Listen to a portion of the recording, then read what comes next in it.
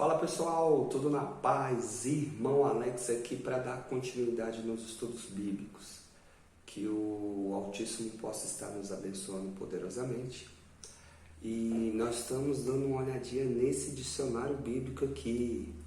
Traz umas palavras bacanas para que nós venhamos entender muitas coisas quando nós estivermos lendo a Bíblia, a biblioteca, coleção de livros mais antigo que nós temos aí nos dias atuais.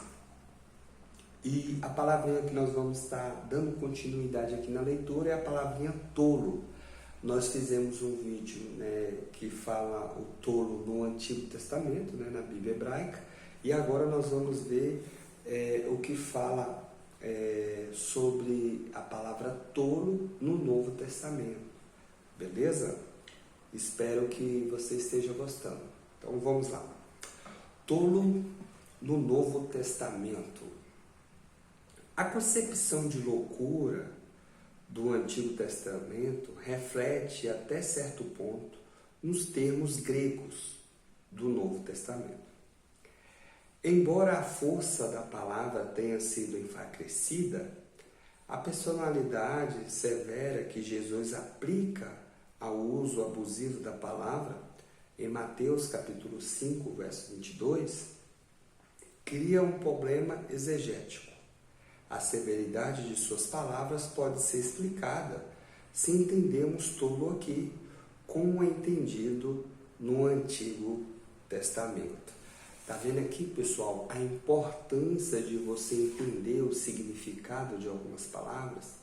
Quando você consegue entender o significado de algumas palavras, o que o povo entendia sobre certas palavras, você entende melhor quando você vê alguma carta, algum livro falando, principalmente aqui naquele período histórico bíblico. Então, a importância de nós estudarmos. Mas parece duvidoso que se pretendesse alguma gradação na tríplice denúncia da ira. O uso da palavra raca, o uso da palavra louco, as quais todas as três são rigorosamente equivalentes, a gradação está mais num castigo ameaçado, e o cerne da afirmação de Jesus não está com os fariseus, satisfeito com a mínima observância da proibição de assassínio. Outros crimes menores contra a pessoa humana, como a ira e o insulto, e como o assassino, emergem do mesmo ódio. Também parece punição severa. O próprio Jesus aqui falou do homem tolo que construiu sua casa sobre a areia, em Mateus capítulo 7, verso 26, e das virgens tolas que esqueceram de providenciar óleo para suas lâmpadas, em Mateus capítulo 25, verso 2 em diante. Loucura aqui é imprevidência. Quando Jesus chamou os fariseus de tolos, cegos, em Mateus capítulo 23, versos 17 e 19, a palavra aqui parece refletir a concepção do Antigo Testamento. Uma conotação semelhante parece se refletir na concepção aos fariseus, que são tolos porque limpam a parte externa do prato e não a interna. Então, Lucas capítulo 11, verso 40. E na designação de tolo para o homem que na parábola enche seu celeiro e não se precave de sua morte iminente.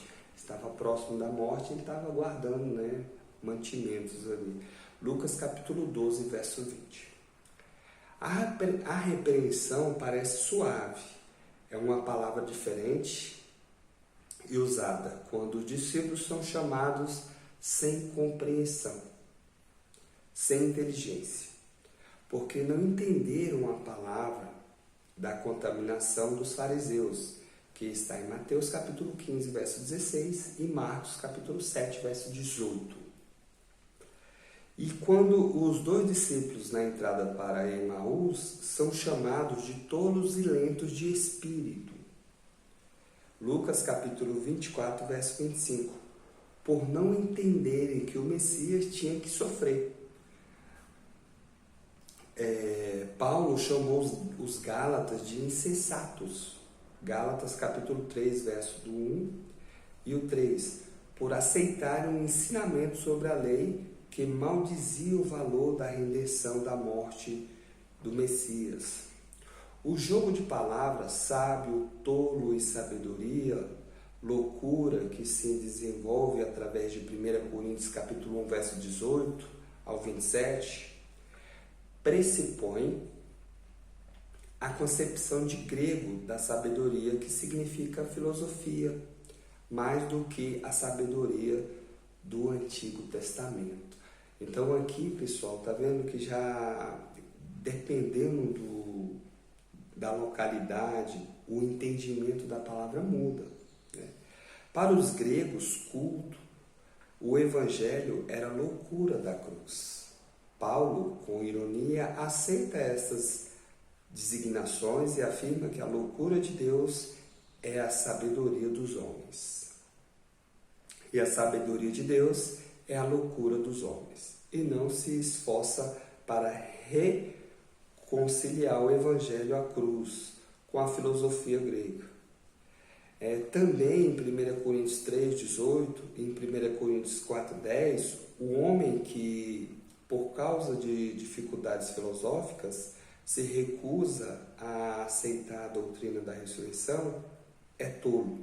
1 Coríntios capítulo 15, verso 36. E em Romanos capítulo 1, verso 14, parece designar simplesmente os ignorantes. Os ignorantes, né? Em Romanos capítulo 1, verso 21, o coração insensato dos pagãos aparece em sua recusa a reconhecer a realidade do Criador. Paulo mesmo, aparentemente, foi acusado de ser tolo, em 2 Coríntios capítulo 11, verso 16 ao 19, e em 2 Coríntios capítulo 12, verso dos 6 e 11. Novamente, Paulo, com ironia, aceita a acusação e admite que ele foi tolo ao se submeter a tais ciladas e perseguições, ao prestar tamanha devoção aos seus deveres apostólicos. Esta é a loucura da cruz. Em geral, a concepção do Novo Testamento confere com a concepção do Antigo Testamento, que loucura é mais malicioso do que falta de juízo, o que o tolo é tolo por livre escolha, recusando a sabedoria do Criador, transmitida pelo Messias. Beleza, pessoal? Então tá aí mais algumas informações com relação à palavra tolo, agora no Novo Testamento, né? Então ela traz uma diferença, né? Paulo ali, ele deixou levar pelo significado da palavra no termo grego, que é diferente, né, um pouco do entendimento que o povo de Israel tinha com relação à concepção de tolo no Antigo Testamento, né? Então vê que lá a pessoa tola é aquela que não obedece às instruções dos pais, né? Já no Novo Testamento é aquele que despreza o conhecimento, né? Aqui está dizendo livre escolha, mas não é livre escolha. A pessoa não busca o eterno por livre escolha, né? Então existe toda uma estrutura que nós já falamos no canal sobre isso, que é um pouco difícil das pessoas entender, mas devagarzinho nós vamos compreendendo aí um pouquinho sobre a história bíblica, sobre o Criador, sobre o Messias, sobre tudo isso aí que traz vida, traz paz para os nossos corações. Beleza?